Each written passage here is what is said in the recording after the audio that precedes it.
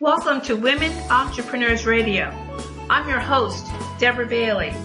And when I started this show in 2008, I was on a mission to promote women-owned businesses and help women succeed by providing resources and valuable tips from other women and men, small business owners. In each interview, my guests speak openly about their triumphs, the scary times, and tough decisions they had to make along the way. Women Entrepreneurs Radio is about showing women how to harness their natural strengths to achieve success on their own terms.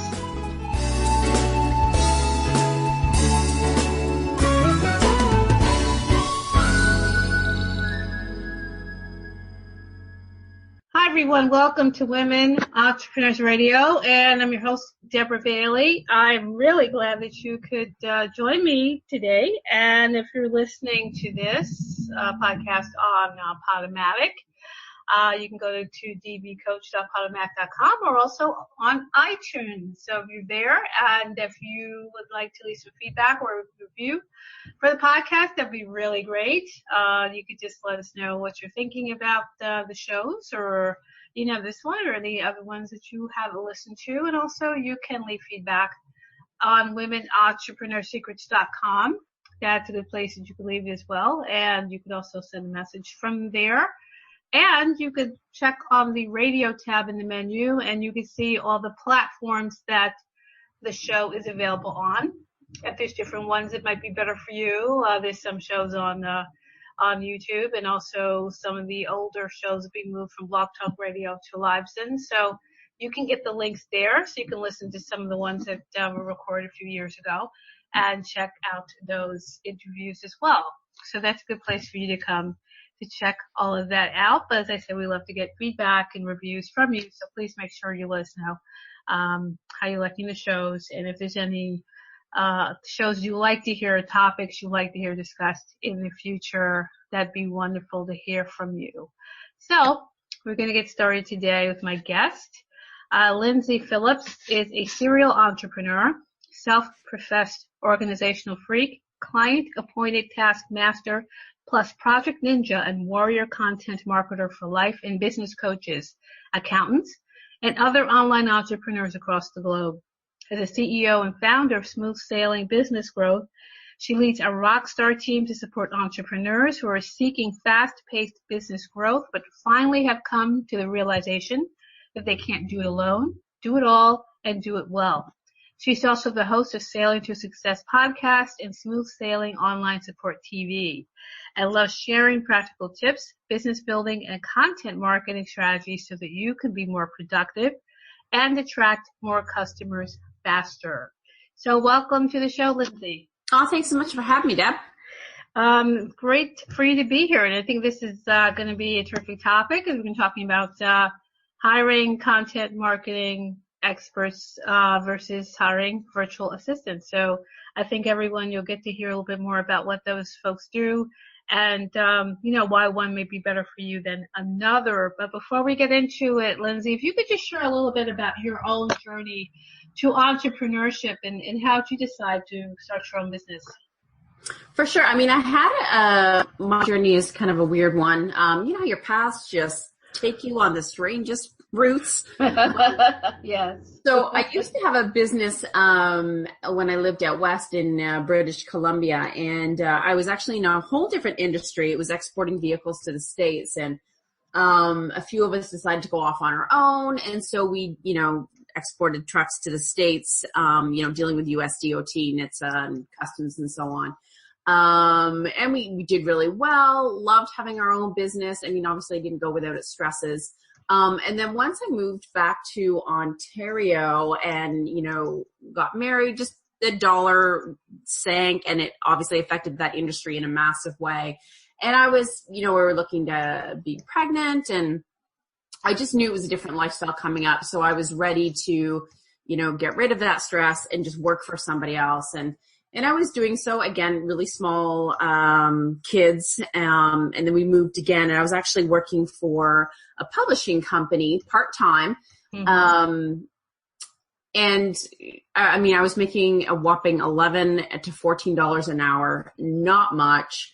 And it was just kind of getting to me, I knew I was better than that. I knew, I was smart and I just wanted to create a different lifestyle for myself. I didn't want to deal with daycare. I wanted to be able to work from home so I could be there for my kids, but also not have to work so hard, right? And juggle so much. And so I kind of researched about the VA business, if you will, and I knew a couple of people that were doing things online. So just asked the right questions. I, had a few tasks that were given to me, so I was doing that in my own time. Mm-hmm. And I kind of realized that the capacity for growth and the capacity to increase my income were definitely there. It kind of got to a point where, I actually had 2 part-time jobs and doing this on the side. And I was just burning the candles at both ends. And it was like, you come to that fork in the road where you have to make a decision. Mm-hmm. And I just, in my heart, even though it was scary as all hot heck, I quit the job. I kept one part-time job. It was just being a secretary treasurer for a nonprofit. I just loved being a part of the community. Mm-hmm. And again, I could do it on my own time. So it totally fit. And it was scary at first, but once I got, my first couple of clients and they were referring and I was involved in different communities, networking, I don't know, it's like, because I said yes, the world just opened up and like these opportunities came to me. I was able to grow at my own pace. Again, I had a second child. And once they finally got to go to school, I'm like, all right, I'm all in. And that's when I really started to grow and spend more time on it. So, mm-hmm. But yeah, most of it was based on wanting more income, but, doing something I actually like and being able to carve my own schedule and be available for my kids more. Mm-hmm. And that's the thing what drives a lot of people. They really want to just have make their own schedule and be a bit more in control. Yeah. Their working day and their life and their career. Oh yeah. Cause your whole life is pretty much determined by your job, how far you commute, how long you're away from home, how much money you can make. Everything is determined by, by the workplace and whether you get a good manager or you're in a good situation or you're not can make a huge difference in your quality of life. Which is pretty scary when you consider that, how much control it has over your day to day. So it makes a lot of sense for someone to say, I don't want to do it that way. But, even how you feel about yourself, what I mean? Yeah. Like, for sure. It's like I was, helping someone else grow their business mm-hmm. and like making $14 an hour. I remember when I cracked the 6-figure mark, I was like, holy crap. Like I actually made it. Like to go from $14 an hour at a part-time gig to this, I was like, yeah. Exactly. It's like, what? I know. My hard work paid off. It's a totally different world and just opens up a lot more. So, I think people, definitely listeners, who are considering these things, will take this. Yeah, I know. And I'm like, if I can do it, anybody can do it. If they're that minded. Do you know what I mean? Yes. It's a matter of understanding that it is open to you to make these changes. So hopefully that's something people definitely take away from this. But, so back to our topic about content marketing and being a virtual assistant. Before we get into that, I was asking, mentioned for the show, we could just kind of say how would you define content marketing? Because that is really the buzzword. How would you define what that is? To me, it is content being information that someone seeks out, they want to know more about, whether it's delivered through written material, blogs, lead magnets, ebooks, reports, checklists, whatever, or delivered through video, even webinar series, video series, or just, little video tips, and podcasts, obviously. And through email as well. So it's using those different mediums to deliver information to people to serve them to help them understand something, to help them with their business or whatever it may be, lose weight, whatever the topic is. And you're doing that to attract new clients or new prospects or whatever. So you're using that medium to attract them, but then you also use it to nurture them and then push them through your specific sales funnel to obviously acquire them as a paying customer. Well, that's version. well, that's a perfect explanation for people to understand what it is and why it's important to them. Because I'm sure a lot of people just hear it and they're like, well, what does that mean? What am I supposed to do with it? And how does that work? So I think that was a perfect way to put it. So, we're talking about content marketing being important. So how is that different than what a VA does or can do? I mean, and that's the thing, right? The term VA is so overused and it means so many different things to different people. I mean, I've had, prospects come to me and they're like, I need a VA. They feel overwhelmed. They feel stuck. They're like burning the candles at both ends. They want a VA, but they know why, but they don't know what. And that's the key. I'm like, so what are you looking to outsource or what are you looking for someone to take over? And they have no idea. And I find that kind of interesting. So, I mean, and they almost like, well, what is it that you do? So people out there, they know they want the support, but they don't know what, and they don't even know what a VA can do. I mean, there's VAs that, and VA being strictly virtual assistant, that are just web-based or project-based where they're virtual and they'll create your website, or they just do the accounting and the bookkeeping, or they just, create quotes, do lead research, sift through your emails, manage your schedule, almost like having an administrative assistant sometimes. They can even make sales phone calls, but obviously virtual, and you don't have to have them on your full-time, payment roster. And more often than not, you don't have to train them, right? They get what it is that you're asking for, which is really key. But that's just the thing, right? If you know that you're looking for someone you need help with accounting or bookkeeping, you're not going to hire just any VA. You want someone that's an expert in the bookkeeping, accounting, so that, they're saving you money and everything's on the up and up or whatever it is. So I think the key here is realizing that you need help is always great. But also, what it is that you want help with. And here's how I kind of look at it as well is, let's say you're an entrepreneur and Lord knows we all have these wish lists, right? Oh, I've been meaning to write that book, which is me right now.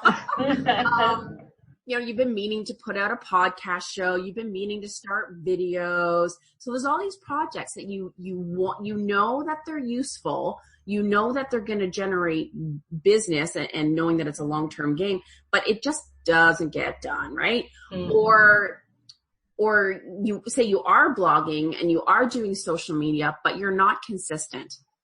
And we've all seen it. I've gone onto people's pages and it's like the last post was probably a month ago and then it was really good for a month and then it was, and same with the blogs. And really when you think about it, when you go on someone's website and they haven't blogged in like 8 months, you're like, are they still in business? You start to wonder, right? These, the first impression kind of a thing. So if you're not being consistent, you know that you need help with those things. And then you want someone that, to me, again, this is my perspective, of course, someone that's not just a doer, that takes their blog, puts it up on the website, and like, that's it. Or takes stuff, just puts it up on their social media wall, and that's it.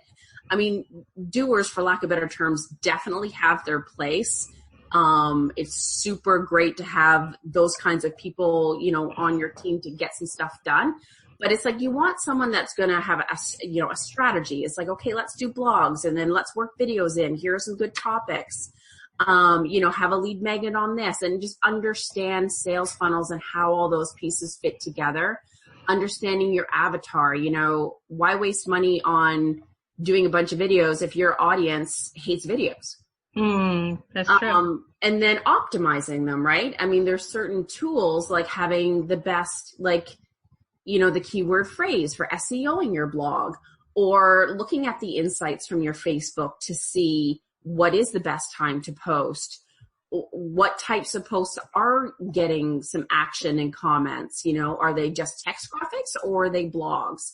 What topics? So you really want someone that understands all that stuff, so that you're not just doing it for the sake of doing it. You're doing it to optimize and attract and acquire more customers. And I think a lot of times, with blogs, I can certainly say I'm guilty of that. I've been on a roll, and then I'm like chugging along, and then suddenly it's like, oh, I can't think of anything. And I'm not perfect either, right, Deb? It's like sometimes I'll tell Laura, I'm like, crap, I didn't write one. Can you please recycle one so at least it's out on social media? Right. But one thing that I learned, and again, me being such a control freak, and I have to stop myself from doing things sometimes. I'm like, I can give that to somebody else. It's like I stopped and thought about my hourly worth. And I'm like, okay, it takes me 45 minutes, let's say an hour at the most, to write and finesse a blog. And I'm like, okay, but I could pay someone, let's say a third of that cost, to write the blog for me. And I could be spending that time on something else and actually generating the revenue of what my true hourly worth is. Do you know what I mean? So now I outsource. I do enjoy writing. So I do write, a fair bit of mine, but it's because I enjoy it. But I do source it out, and then I'll tweak it. I'll add things. For me, it's easier to tweak it than it is to start from scratch.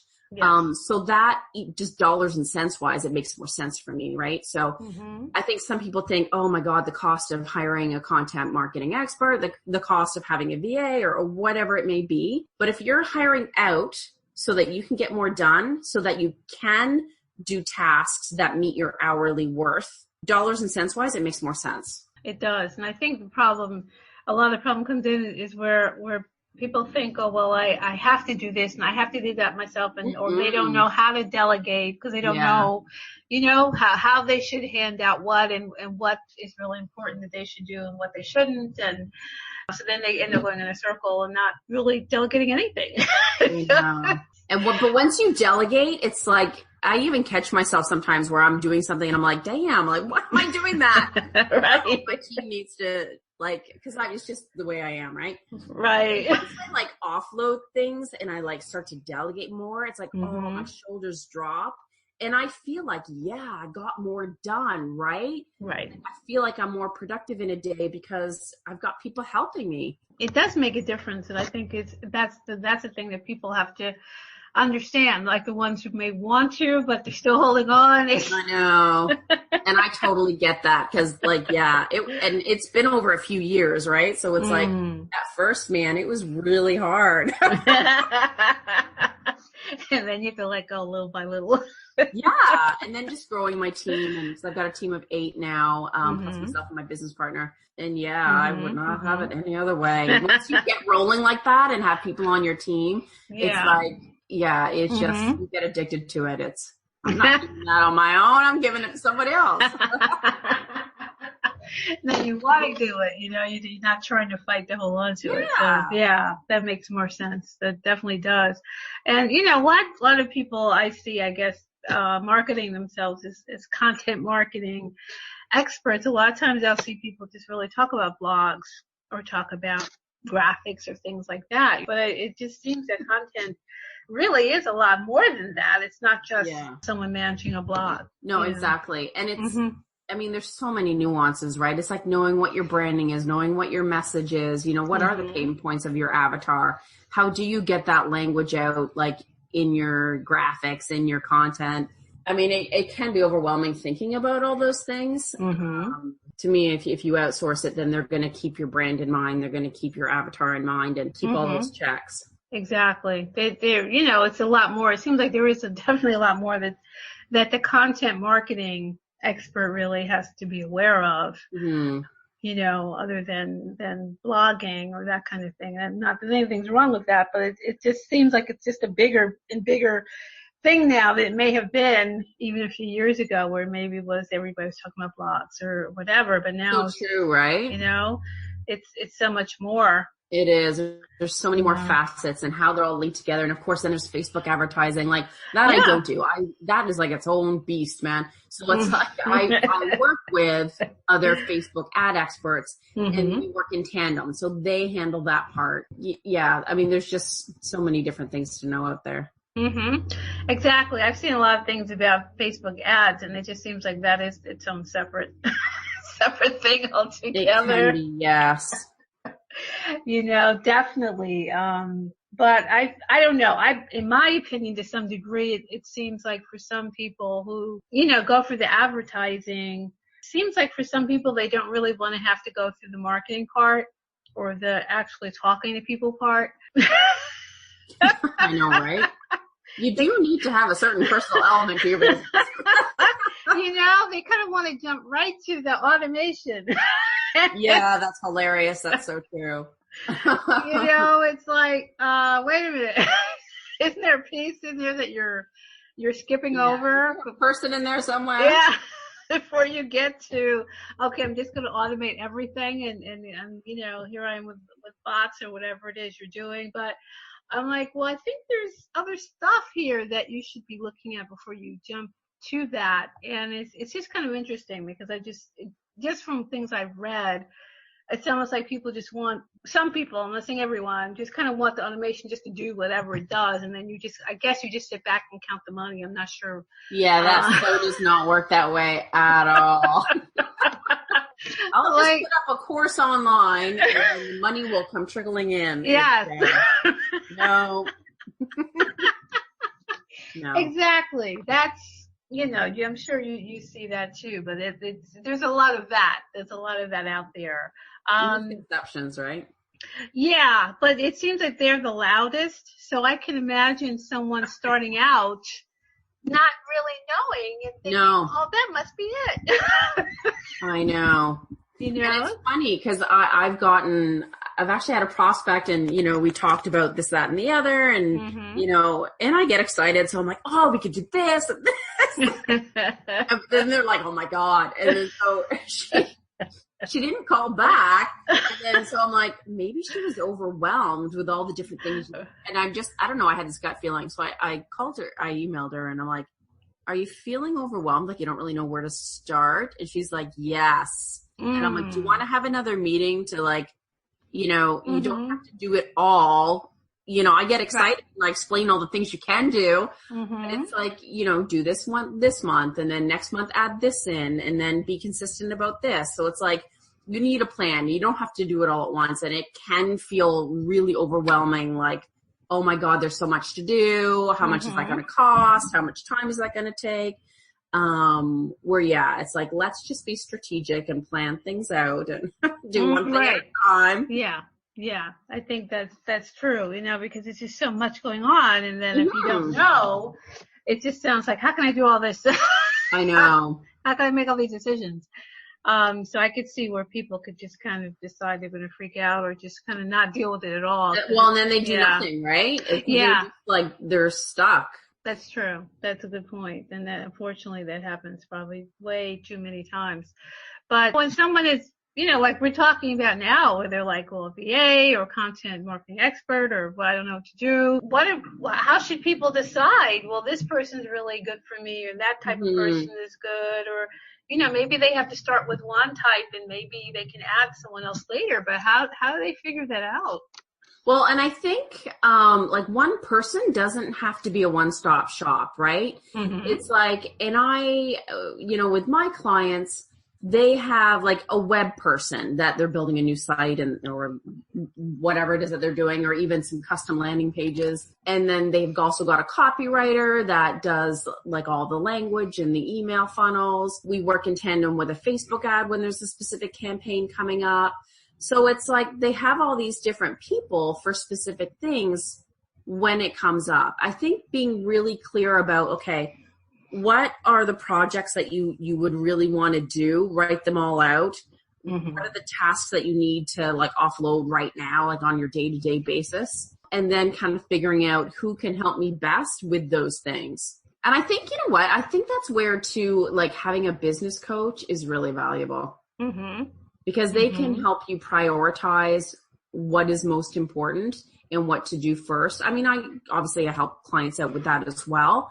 But I just know for me growing my business, and I still have my business coach, because I've been in that chair, right? Like, oh my God, I have to do this and, you know, set up a video show and a podcast show. And like my head was spinning and they're like, you don't have to have it all done next week. You know, it was like, here's what you need to do. I'm like, okay, you know, it just helps kind of calm you down. Yeah, plan it out better. Well, that's true. That makes sense. I think a lot of times people think, oh, it all has to be done at one time. You do this and 1,000 things, and it's just too many things at this point. Yeah, that you have to do. Yourself off the ledge. Right. Because that's just definitely where you're going to be if you try to do it all. I know. At one time, it's just not going to work. So I think that's great advice. So we're just going to take a very short break, and we'll be right back. Hi, this is Deborah. Not only am I host of Women Entrepreneurs Radio, but I'm also a writer and coach. I've learned that making professional changes calls for a change in mindset, and that's not always easy to do. In my book, Think Like an Entrepreneur, Transforming Your Career and Taking Charge of Your Life, you'll learn the 5 steps to thinking like an entrepreneur so that you can move from idea to action. You'll also get information on how to manage fear of failure and how to banish self-doubt. And you'll receive lots of motivation to pick you up and point you in the right direction when you're facing the emotional and mental challenges that come with making life changes. In fact, one reviewer said, the book gave me ideas to match with my own feelings. This book is clear, straightforward. All tips are really good and easy to apply. I couldn't agree more. So get your copy today of Think Like an Entrepreneur, Transforming Your Career and Taking Charge of Your Life.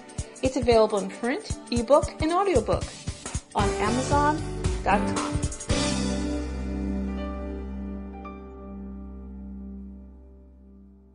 And we're back with Lyndsay Phillips, and she's a serial entrepreneur, self-professed, organizational freak, client-appointed task master, plus project ninja and warrior content marketer for life and business coaches, accountants, and other online entrepreneurs across the board. And she's a CEO and founder of Smooth Sailing Business Growth. So, Lyndsay, could you please share where everyone can find you? Yeah, absolutely. So my main site is smoothbusinessgrowth.com, and I do have a Start Here page where it kind of talks about content marketing, how it can help you with your business, and obviously what our services are. I also have links to my sister site, LyndsyPhillips.com, so you can access, you know, on my smoothbusinessgrowth.com, you can access my podcast show, my videos, and my blogs as well, and a couple of freebie resources too. Great.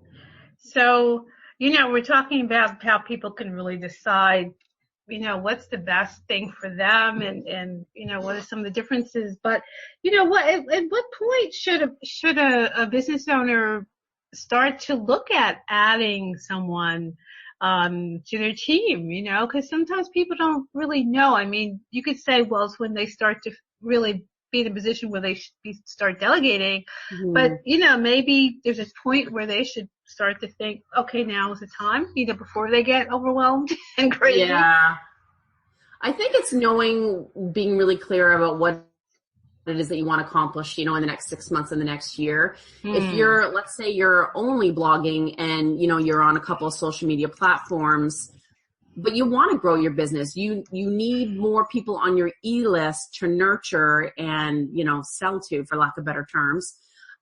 So how are you going to do that? You need to be on different social media platforms. You need to, you know, people don't just read, they watch videos and they listen. So think about adding those types of content marketing. You know, do you have any lead magnets? Are you doing any webinars? Do you have any freebies to get on your e-list? So if you know that you need those things to attract more people to your e-list to grow, then you know you need, and you haven't, you know, you've been wanting to, or you want to meet your goals faster, right? Like you don't want it to take 2 years, or you've been meaning to do it for 6 months and it just hasn't gotten done. Then you know you need support. That's true, because it's still hanging there. You haven't gotten to it yet. Yeah. So that's probably something right there. Yeah, or even not knowing how to do all those things. I mean, yeah, it's like there's an accountant. There's doctors that have online businesses in health and wellness an area, and their expertise clearly is in the medical, health. Right. So it's like, I would never dabble in any of that. But so it's like, they're building this online business. They're beating themselves up for not knowing how to add content to a website or do a webinar or start a podcast show. Like, you're not expected to. Like, your expertise is clearly in the medical field or health or whatever it may be, right? So it's like, and again, you can't burn the candle at both ends. Get someone that knows how to do that so that they will get it done quicker and they will get it done right. And if they already know what they're doing and how to do it, they're going to do it a lot faster than you would. Yeah. And less chances of mistakes or funnel breaking or, do you know what I mean? Exactly. They're going to be able to do it quicker and get it done. And then, you're not there stressed because you're trying to learn these things. I know. And do them at the same time. But that's not really where your expertise is. No, and it's not realistic. Yeah, I think that's very true for a lot of people who have professional services that may just be very intimidated by it all. Yeah. Because it's just more and more and more that it seems that you have to know about or be involved in, or all these social media platforms. I know, right? And it's like some of them, like they have their own, medical practice, but they also need an online presence, and maybe there are some services or coaching that they do online as well, and they want to grow that aspect of their business. But yeah, it's like they know the medical field, they know their expertise in dealing with people, but like that online stuff is a whole nother ball of wax. And it seems to be getting more and more involved, not less. I know. Not less, because, I think one of the reasons why I wanted to have you to talk about this topic was because, when I was thinking about virtual assistant before, I'm thinking, well, I guess that's someone who would make the updates on your content, but not necessarily be the creator. But then, you're thinking content marketing expert, and I'm thinking someone who's just going to take charge of all the marketing. That's it's simplistic maybe, but that's the only way I need to look at it. And it's like, for me, I kind of put it like, we create content, we publish it, optimize it, and promote it. Because all of that is more and more important at this point. I think, just in a few short years, it's gone from just, posting something somewhere, and then suddenly all these other options in play that you have to really know about or understand at least.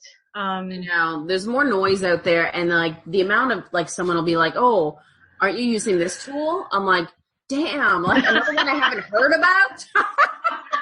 Another one. I mean, I am a tool nerd, and I do like. There's so many out there, right? It's like I have my favorites, and I have some that attract my interest, and some that don't. Some of them, like the price is just ridiculous, so I'm like, that's not going to happen. So it's like, I don't know, I'm very realistic that way. It's like, why spend more if you don't have to? And yeah, but I do love finding out, like my new one right now that I just learned about was TubeBuddy. And it's for making your YouTube videos, like just the whole way you're doing video marketing more productive, optimizing the videos. It doesn't let you miss a step. And it's like, you can even like research a competition to see what they're doing. And like, it's nuts, the amount of things that are inside of this tool. And so that to me is fun. It's like learning it and then applying it. And yeah, I love that. But there are so many tools out there. It can be overwhelming. Exactly. It really is. I think, because even if you keep up with them, there's always something else that you haven't heard of. Totally.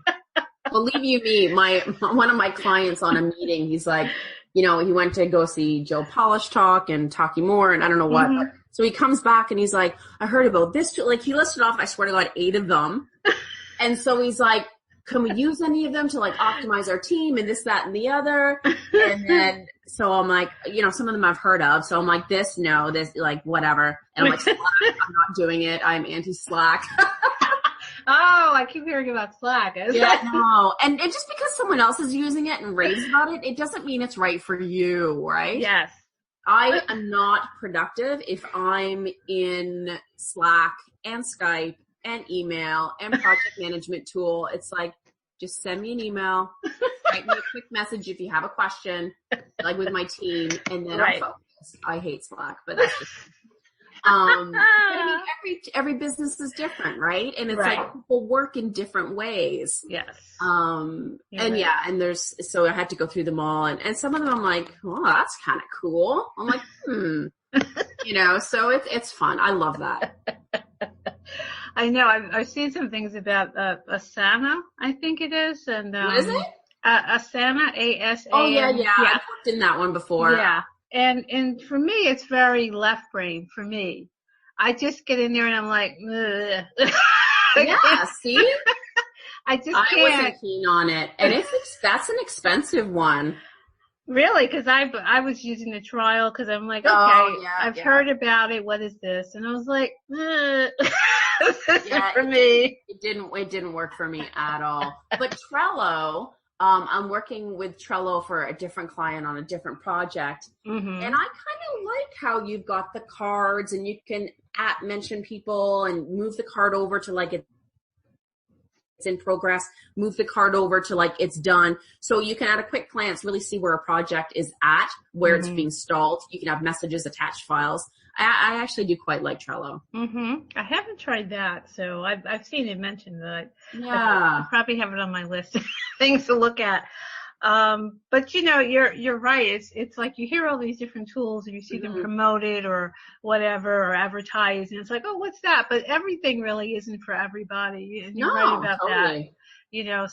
So people really shouldn't feel intimidated that they have to try every single thing. Cause it doesn't always work for you. And I guess you could say the same for all the social media platforms. Every platform may not be for you or your audience, right? Right. Exactly. So don't feel like you have to be everywhere. You can't do it. You can't. Oh my God. Absolutely. You can't do it, and who knows what other platforms are waiting to, pop up that we haven't, seriously, haven't really. Is Snapchat still a thing? I didn't. I think it is get on that for. Thing, I have to say. When I had done a class at the library, this guy was in his 20s, and he was like, well, his friends are on Snapchat now, because I guess Facebook, their parents are probably on Facebook, so they're like, no, Facebook is out. That's hilarious. I was like, oh, okay. I see. Well, I don't know Snapchat, so I can't tell you about it. But, it was interesting about how each group or segment has their own, their own thing or their own, I'm not going to be here, but I'm going to be there. And so it's, there's no way that you're going to be in all these different places. So it's best not to try to do that. Unless you just want to drive yourself insane. But and it's easy to want to jump on that bandwagon, right? I remember my client, Mike, his target market is plumbers, HVAC, like he coaches those kinds of businesses. So he's like, oh, we need to get onto Snapchat, blah, blah, blah. And I'm like, no. I'm like, your audience, they don't even go in Twitter. Like, they're just like YouTube, LinkedIn, and Facebook. That is it. So it's like, why put all the money there if they're not, I swear to God, half of them probably don't even know what Snapchat is. That's a good point. I'm like, and he went, oh yeah. Well, see, you can see the advantage of having someone who's going to, pull you back from. I'm not afraid to be honest with that. I'm like, you can take my advice, you can take it or leave it, but here's my 2 cents. Well, you need the person who's going to tell you not to go and do these things, and then you're in the wrong place and spending money, then upset and disgusted because it's not, you're not getting anywhere with it. So I think you really need to be able to let people know where's the best place they should be. But do you have any final thoughts or a way you want to summarize anything we've been talking about? Since this is really a topic we could talk about for hours, I'm sure. Right? And I love the what not to do's. They're always fun. Exactly, because there's so many of them, you know. So that can go on and on, unfortunately. But anything else you'd like to share about what we've been talking about? To me, it's like my main message is like to always be taking action in your business.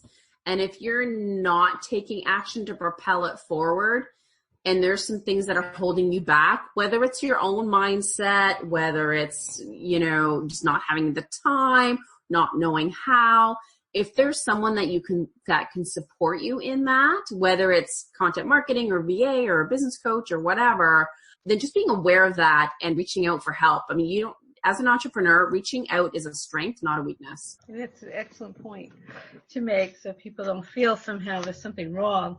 I know. You know, if they have to have help, that's definitely not the case. No, because if you ask for help and support, you're gonna achieve your goals faster. Right. And that is huge. Mm-hmm. That's true. And it definitely takes a different mindset, I think. That a lot of people may have come, you know, out of a workplace or something where they felt like couldn't ask for help, or they couldn't say what they don't know. And this situation is totally different. So, you know, hopefully people can take that in and understand that asking for help and getting help for all of these things that are going on out here now that you have to, you know, I haven't overwhelmed any entrepreneurs. Oh my God, I can't do all that stuff.